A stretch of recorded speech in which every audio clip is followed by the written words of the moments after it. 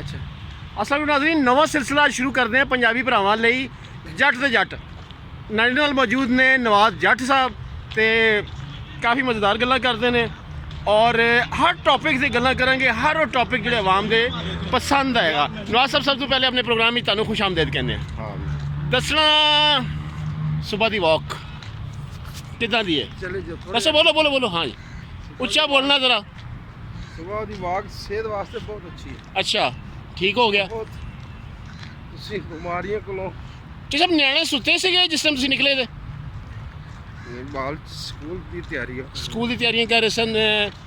ਸਾਡੇ ਜੇ ਪ੍ਰੋਬਲਮ ਹੈ ਆਪੇ ਨਵਾਜ਼ ਅਸੀਂ ਪੜ੍ਹ ਲੈਂਦੇ ਹਾਂ, ਬੱਚਿਆਂ ਵੱਲ ਥੋੜ੍ਹਾ ਜਿਹਾ ਉਹ ਧਿਆਨ ਨਹੀਂ ਕਰਦੇ ਤੇ ਕੀ ਕਰ ਰਹੇ ਇੱਦਾਂ ਹੁੰਦਾ ਹੈ?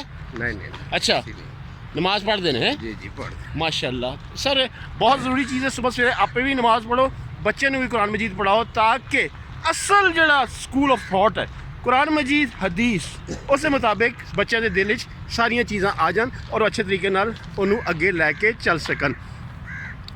ਨਵਾਜ਼ ਸਾਹਿਬ ਦੱਸਣਾ ਕਿ ਸੁਬਹ ਨਾਸ਼ਤਾ ਕਿਸ ਚੀਜ਼ ਦਾ ਹੁੰਦਾ ਹੈ?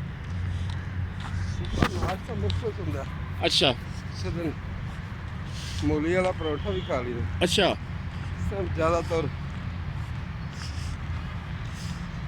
ਸਾਲਣ ਨਾਲ ਦਹੀਂ ਨਾਲ। ਵੈਸੇ ਆਪਣੇ ਦੌਰ ਵਿੱਚ ਚੰਗੀ ਤੁਸੀਂ ਨਾਮ ਰੋਟੀ ਨਾਲ ਯਕੀ ਨੇ ਕਹਿੰਦੇ ਨੇ ਜ਼ਿਆਦਤੀ ਕੀਤੀ ਹੈ।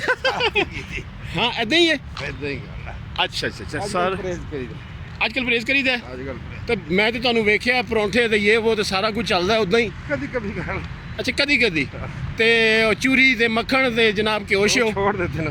ਅੱਛਾ ਨਾਜ਼ਰੀਨ, ਇਸੇ ਤਰ੍ਹਾਂ ਰੋਜ਼ਾਨਾ ਜਾਂ ਜਦੋਂ ਮੌਕਾ ਮਿਲੇ ਜੱਟ ਸਾਹਿਬ ਨਾਲ ਨਵਾਜ਼ ਸਾਹਿਬ ਨਾਲ ਗੱਪਸ਼ਪ ਲਾਵਾਂਗੇ, ਤੁਹਾਨੂੰ ਇਹਨਾਂ ਦੀਆਂ ਗੱਲਾਂ ਦੱਸਾਂਗੇ। ਕਬੱਡੀ ਦੇ ਪਹਿਲਵਾਨ ਰਹੇ, ਉਸ ਤੋਂ ਬਾਅਦ ਐਕਸਰਸਾਈਜ਼ ਕਰਦੇ ਨੇ ਰੈਗੂਲਰਲੀ, 8-10 ਕਿਲੋ ਵਜ਼ਨ ਘੱਟ ਕਰ ਲਿਆ, ਰੋਜ਼ਾਨਾ ਆਉਂਦੇ ਨੇ, ਰੈਗੂਲਰ ਨੇ।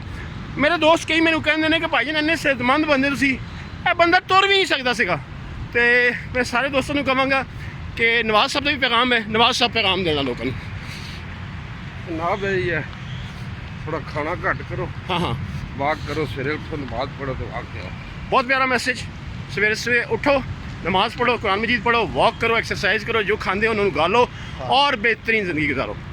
अगली बार नए प्रोग्राम, नए नहीं इदा ही प्रोग्राम है जनाब जट ते जट, दोबारा आवांगे तो तुहाडे नाल गलबात करेंगे। उस वे थोड़ी राइट सी भी तू पंजाबी प्रोग्राम ताहिर महमूद खान को इजाज़त दीजिए। अल्लाह हाफिज़।